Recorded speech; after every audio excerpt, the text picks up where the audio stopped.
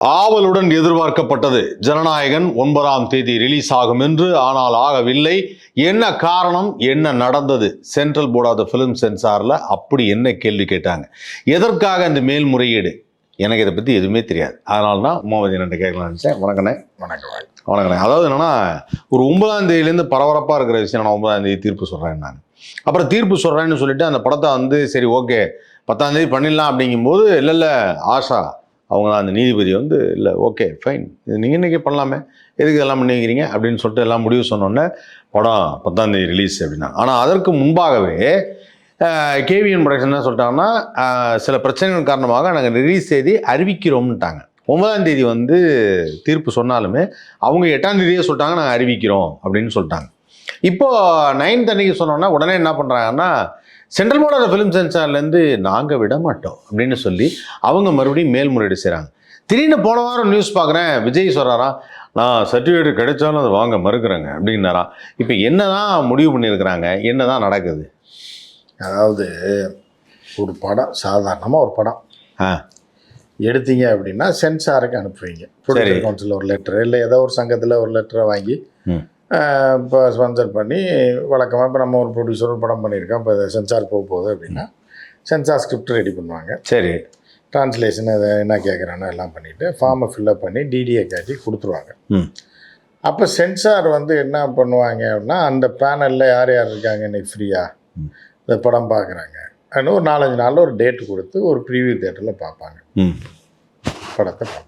இப்படி தான் சென்சார் நடக்கும் பார்ப்பாங்க. அதுக்கப்புறம் கூப்பிடுவாங்க, டவுட் இருந்தால் கேட்பாங்க. ஏதாவது கட்டிங்கன்னா இந்த இடத்த இதை விட்டுங்க, இந்த டைலாகை மியூட் பண்ணுங்கள், இதை விட்டுங்க, இந்த சீனை விட்டுங்க, இந்த காட்சியை விட்டுங்க என்ன அப்படின்னு சொல்லுவாங்க. வெட்டி ரீசப்மிட் பண்ணோன்னா திருப்பி செக் பண்ணி பார்த்துட்டு எல்லாம் ஓகேன்னொடனே சர்டிஃபிகேட் கொடுத்துருவாங்க. அவ்வளோதான். இதுதான் இந்த சிம்பிள் ப்ராசஸ். இதுக்கு ஒரு என்னன்னா ஒரு 40 நாள் வரைக்கும் டைம் இருக்குது சென்சாருக்கு சட்டப்படி. ஒரு படத்தை கொடுத்து 40 days டைம் இருக்குது. 40 days டைம் இருக்குது. அப்புறம் 20 days ஒரு டைம் இருக்குது ரீஷெட்யூல் ரீகட் பார்த்துட்டு சொல்கிறதுக்கு. இவங்க என்ன பண்ணுறாங்கன்னா, எல்லார்ட்டையும் வாலாட்டுற மாதிரி, எல்லாரும் தற்கொலைன்ற மாதிரி நினச்சிக்கிட்டு, இது எதுக்கு எடுத்தாலும் திமுக அரசு காரணம், இது பெர்மிஷன் தரல, போலீஸ் மேலே பழிய போடுவாங்க. இல்லை, மலேசியாவில் மட்டும் போடல அதை. அதே மாதிரி சென்சாரில் மத்திய அரசிட்ட விளாண்டாங்க. இந்த பணம் ஃபுல்லாக பார்த்தீங்கன்னா வன்முறை. சரி, இந்த மாதிரி வேறு படத்துலலாம் இல்லையா? ரஜினி படத்தில் இல்லையா? ஆனால் இருந்துச்சு கூலியில் இருந்துச்சு. ஆமாம். அதுக்காக தான் அவர் என்ன சொல்கிறாருன்னா, நான் வருவேன் வரமாட்டேன், வருவேனா வரமாட்டேன்னா எனக்கே தெரியும், எதுக்கு இழுக்கிறார் 20 வருஷமா சொல்லிட்டாருன்னா அவ்வளோதான். நான் கட்சி ஆரம்பிக்கிறேன், காங்கிரஸுக்கு எதிரி, பாஜக எதிரின்னு சொல்லிட்டாருன்னா அவர் கதையை முடிச்சு விட்ருவாங்க. அதனால தான் வருவேன் வரமாட்டேன் அப்படின்னு ஒரு சீனியர் நடிகர், ஒரு சூப்பர் ஸ்டாரு எப்படிலாம் கொண்டு போகிறார். அவரை பார்த்து திருந்த வேணாம், கற்றுக்க வேணாம். சீனியரை பார்த்து எதுக்கு இருக்கணும், நம்ம கற்றுக்கிறதுக்கு தானே. அவர் கடந்த காலங்களில் நடந்த விஷயங்களை கற்றுக்கிட்டு தான் அவர் ஒரு வழியில் போயிட்டுருக்கார். ஏன் வழி தனிய வழி. வரலன்னு சொன்னாலும் நீ வரமாட்டாரு அப்படியே அவர் படத்தெல்லாம் இப்போ கேர் பண்ணி படத்தை ரிலீஸ் பண்ணாதீங்கன்றாங்க. வருவாருன்னு சொன்னாலும் வந்துடுவேன் இந்த 1ஆம் தேதி அப்படின்னாலும் அப்போ சென்சாரை நிறுத்து, 5ஆம் தேதி பார்த்துக்கலாம் அப்படின்றாங்க. அதனால் வருவேன் வரமாட்டேன், வருவனான்னு எனக்கே தெரியாது, ஆண்டவன் சொல்கிறான் அருணாச்சலம் கேட்குறான்ட்டு போயிடுவார். படத்தை ரிலீஸ் பண்ணிடுவாங்க, அப்படி சைலண்ட் ஆகிடுவார். அடுத்த படம் வரும்போது வருவேன் வரமாட்டேன்னுவார், அப்படி போயிடும். இது ஒரு ஸ்டைல். சென்சாருக்கே சுண்ணாம்பு தடவுறது இது. இப்படி தான் இந்த உலகத்தில் போக முடியும். ஏன்னா நீங்கள் பாம்புக்கு முட்டையோ பாலோ பாயாவோ வச்சு தான் நம்ம இது பண்ண முடியும்.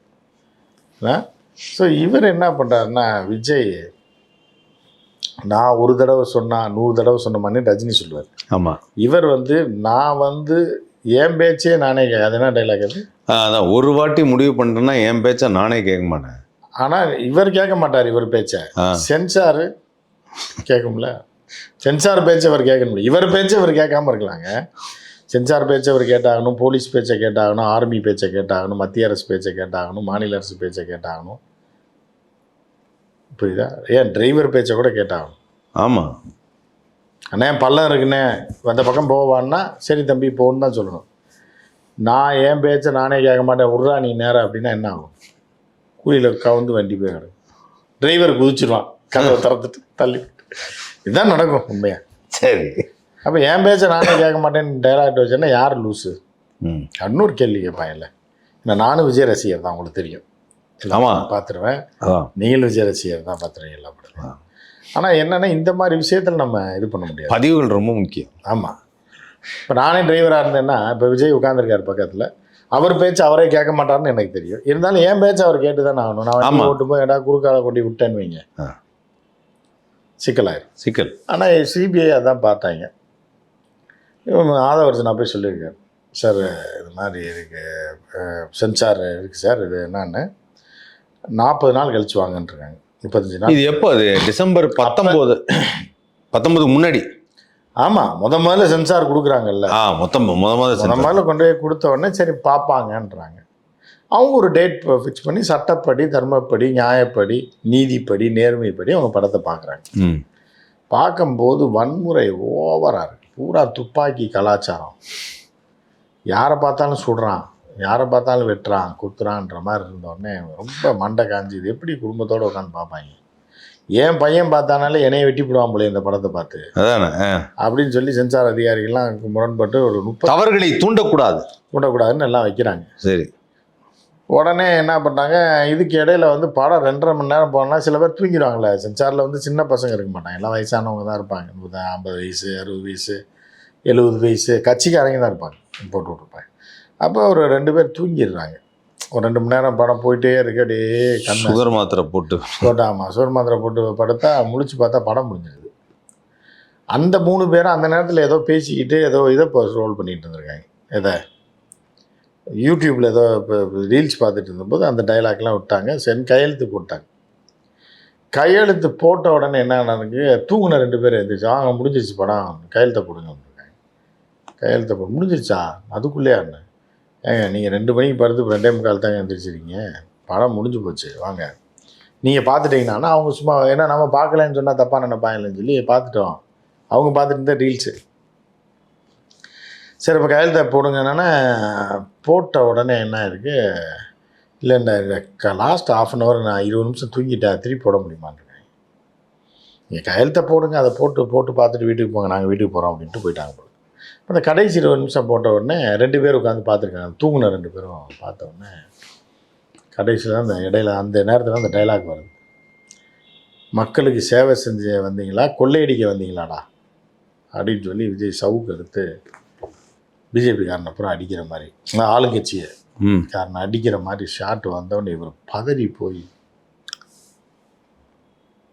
பார்த்தேலா என்ன சொல்கிறேன்னு, கையெழுத்து போட்டுட்டு வா போயிட்டா, நீங்கள் நான் கையெழுத்து போட்டால் என்ன ஆகும் அப்படின்ன உடனே அவர் டென்ஷன் ஆகி, அப்போ ஏன் கையெழுத்தை அழிச்சு விடுங்கண்ணா, அதை ஒன்றும் பண்ண முடியாது, என்ன பண்ணலான்னு சென்சார் ஆஃபீஸ் பண்ணோன்னா, வீட்டுக்கு போயிட்டேலா, போயின்ட்டுருக்கேலா, கடைசியில் இப்படி ஒரு வச்சுருக்கா, நீங்கள் பார்த்தீங்களா இல்லையா அதை காட்சியை, சவுக்கால் எடுத்து அடிக்கிறாளே கட்சிக்காரனால அப்படின்னோடனே, அது நான் பார்க்கல என்னென்ன, அப்போ நிறுத்தலை, நான் கையெழுத்து போட்டு கொடுத்துட்டு வந்துட்டேனே, அப்போ நான் என்ன பண்ண, நான் அப்பீல் போவேன் எடிட்டர்கிட்ட, தலைவர்கிட்ட, அது போய்க்கோங்க, சட்டப்படி அது என்ன வேணாலும் நீங்கள் பண்ணிக்கோங்க, நான் ஒன்றும் பண்ண முடியாது, நீங்கள் ஏன் கையெழுத்து போட்டேன், அப்போ 20 நிமிஷம் தூங்கிட்டேன், அந்த வன்முறை காட்சியெல்லாம் நீங்கள் பார்க்கல அப்படின்னா, அப்போ நீங்கள் பார்த்தேலாகும், நீங்களும் தான் ஸ்க்ராலிங் பண்ணிட்டு இருந்தேன் இதில் உட்காந்து அப்படின்னா 2 பேருக்கு தகராறாங்கன்னு டப்புன்னு அவர் உடனே அங்கேயே உட்காந்து ஒரு லெட்டர் எழுதி, நான் தெரியாமல் கையெழுத்து போட்டேன், இதில் ஆட்சேபரமான காட்சியெல்லாம் இருக்குது, சவுக்கு எடுத்து அடிக்கிறாவா அரசியல்வாதியெல்லாம், அப்போ அரசியல்வாதினா லூஸா, இந்த நாட்டை ஆண்டுட்டு இருக்கா, சர்வதேச அளவில் சவால் விட்டுருக்காரு நம்ம தலைவர், வந்து போட்டு அடிக்கிற மாதிரி இந்த சின்ன பையன் வந்து ஏதோ அப்போ அவர் அடிக்கிறதுலாம் வந்து எம்பிகளை யாரை அடிக்கிறாருன்னு தெரியல. அவங்களே சர்வதேச லெவலில் அந்த இது சொல்கிற இந்த எம்பிக்கள்னு இல்லை, கட்சியில் இருக்கக்கூடிய அமைச்சர்கள் யாரை அடிக்க முடியும், நீ கட்சி வட்ட செயலாளராக பிடிச்சி அடிப்பீங்க நீங்கள், புரியுது, அவங்களுக்கு பெரிய ஆளை தான் அடிப்பாங்க. அப்போ ஷாக் ஆகிடுறாங்க. ஷாக் ஆன உடனே அவங்க அவர் என்ன பார்க்குறாரு, சென்சார் ஆஃபீஸரு, அப்படியா நிறுத்துன்றார். இதுக்கு இடையில் என்ன பண்ணுறாங்கன்னா, இது எப்போ அவங்களுக்கு தெரிய வருது அப்படின்னா, இந்த படத்தை பார்த்தோன்னே, சாரி அது நான் தப்பாக சொல்லிட்டேன், படத்தை பார்த்துட்டு எல்லாம் தூங்கி எழுந்திரிச்சு போயிட்டாங்க கையெழுத்து போட்டு. இவங்க என்ன பண்ணுறாங்கன்னா, ட்ரெய்லர் ரிலீஸ் பண்ணுறேன்ட்டு என்ன பண்ணுறாங்கன்னா, ட்ரெய்லர் ரிலீஸ் பண்ணாங்க. ட்ரெய்லர் ரிலீஸ் பண்ணும்போது தான் அவங்களுக்கு தூக்கி வாரி போடும். ட்ரெய்லரை பார்க்கும்போது வீட்டில் சாப்பிட்டுக்கிட்டு இருந்திருக்காரு ஒருத்தர், பார்த்தா சவுக்கால் அடிக்கிறாங்கன்னொடனே ஆஃபீஸருக்கு ஃபோன், அப்போ தான் ஃபோனை போட்டிருக்காரு, எங்கே இருக்கேள், வீட்டில் இருக்கலாம். சரி, இப்போ என்ன பண்ணிட்டு இருக்கேள், இப்படி ஒரு காட்சி வந்துருக்கு, நீங்கள் பார்த்தேலாம், நான் பார்க்கல அப்படின்னு, இந்த ட்ரெய்லர் ரிலீஸ் பண்ணிருக்காரு, திருப்பி படத்தை போடுங்க பார்க்கணும், என்ன இந்த காட்சி வச்சா நம்ம தலைவர் அவ்வளோதான் நம்மளை முடிச்சிடுவார், நம்மளே நம்ம வாளுக்கு சாட்டை எடுத்து நம்மளே அடித்த மாதிரி ஆயிடுது, சாட்டை எடுத்து அப்படின்னு நிறுத்துப்போம் அப்படின்ட்டாங்க. இப்போ இந்த ட்ரெய்லரால் தான் வினைய அந்த காட்சியை வச்ச உடனே அவங்க கொதிச்சு போய் நம்மளே வாட அடிக்கிற நீ அப்படின்னு சொல்லி நிறுத்திட்டாங்க படத்தை. நிறுத்துனா இல்லை, அது கூட இன்னொரு சீன் ஒன்று சொன்னாங்க. நடுவில் ஒரு சாட்டை துணைமுருகனா அவர் தான் சொல்லியிருந்தார், வெட்டி கோடாரி எடுத்து ரத்தத்தை நாக்கால நக்கிறார். நமக்கு எச்ஐவி வர்றதுக்கு பாசிட்டிவிட்டி இதெல்லாம் இருக்குல்ல, பாசிட்டிவிட்டிலாம் இருக்குல்ல, இப்படியெல்லாம் பண்ணுறது இதெல்லாம் சமுதாயத்தின் சீர்கேடு அப்படின்ட்டார். ஸோ அந்த அளவுக்கு யோசிச்சிருக்காங்க. இல்லை ரத்தத்தை நக்கிறேன்னா நீ என்ன ஓனாயா, டிராகுலாவா ஓனாயா, என்ன படம் எடுக்கிற வெறித்தனமா, என்ன படம் கிளிக்க போகிற நீ, நான் இருக்கிறவனை பிற ரத்த வெறி கொண்ட நாயா மாற்றிட்டு இருக்கேன் ஓனாயா அப்படின்னு கேட்பாங்க. இல்லை நம்ம இப்போ விரல்ல நம்ம ரசிகருங்க, ஹீரோயின் வந்து விரல் அடி கீச்சிருச்சுன்னா உடனே அப்படின்னு வச்சு சார் அந்த மாதிரி அது வேறங்க. அதுதான் இது கோடாரியில போட்டு எவனையும் வெட்டி வெட்டி அந்த ரத்தத்தையும் அவர் அப்படியே இஸ் டேஸ்டிங் அப்படி இருக்கும்போது எப்படி இப்போ நம்ம ரசிகர், நம்மளாம் ரசிகர், நம்மளே ஏற்றுக்க மாட்டோம். ஆனால் இந்த விஷயத்தை அவர் கூட செய்யலை. Bhagavanth Balayya terror piece. ஆமாம், அவரே ரத்தத்தை நக்கிறது இதை நக்கிறதெல்லாம் பண்ண அவரு அந்த மாதிரி எடுத்து கொலை வெறியாக எடுத்து வச்சு என்ன வெறி உனக்கு, அப்படி படம் எடுத்து என்ன பண்ண போகிறேன்னு கேட்பாங்களா இல்லையா? நம்ம ரசிகர் விஜய் ரசிகர் கேட்க மாட்டோம், நம்ம பார்ப்போம் படம் வந்தாலும். ஆனால் எதிராளி கேட்பாங்க. ராவா பண்ணியிருக்காங்க. இது வரைக்கும் விஜய் அந்த மாதிரி ஒரு சீன் பண்ணதே விஜய் இல்லை. பொதுவாகவே ஹீரோஸு அதாவது இந்த வில்லன் பண்ணுவாப்புல அப்படின்னு நாயை போட்டு கடிக்கிறது அது மாதிரி தான் பண்ணுறது. அதான் அது கூட இப்போ கொள்ள முடியாது. ஆனால் இவர் வந்து இந்த கோடாரி என்ன ப்ராப்ளம் ஆகுதுன்னா, விஜய் போன்ற குழந்தைகள் விரும்பக்கூடிய ஒரு நட்சத்திரம் அதை செய்யும்போது எல்லா குழந்தைங்களும் என்ன சொல்லுவோம், நம்ம சொல்லுவோம்ல இரும்பு செப்டிக் ஆகிடும், நம்மளை கோடாலி எடுத்து அறுத்து விட்டு நக்கிட்டு போயிடும். புரியுதாது? இதெல்லாம் எவ்வளோ கொடூரமான காட்சி பாருங்க. எல்லார் வீட்லேயும் நடக்கும் இது.